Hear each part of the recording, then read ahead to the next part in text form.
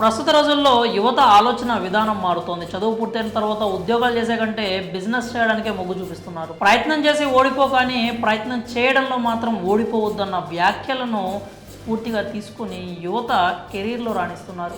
మరి వ్యాపారం అనేది పెట్టుబడితో కూడిన వ్యవహారం. ఆచి తూచి అడుగులు వేయాల్సి ఉంటుంది. పెట్టుబడికి కావాల్సిన డబ్బు చేతిలో ఉండదు. దీనివల్ల చాలామంది లోన్ కోసం బ్యాంకులను ఆశ్రయిస్తూ ఉంటారు. అయితే ఈ లోన్ సబ్సిడీతో వస్తే మీకు చాలా ఉపయోగకరంగా ఉంటుంది.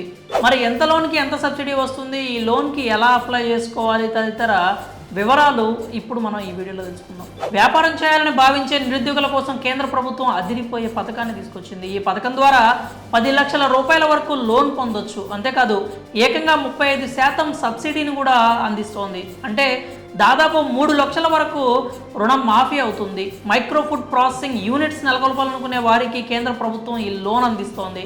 ఇందుకోసం కేంద్రం అద్భుతమైన పథకాన్ని ప్రవేశపెట్టింది. అదే micro food processing enterprises scheme లేదా ప్రధాన్ మంత్రి ఫార్మలైజేషన్ స్కీమ్.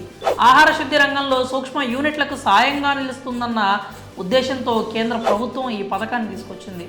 ఈ పథకం ద్వారా మీరు ఫుడ్ ప్రాసెసింగ్ యూనిట్లను ఏర్పాటు చేయడానికి ఆర్థిక సహాయాన్ని పొందొచ్చు.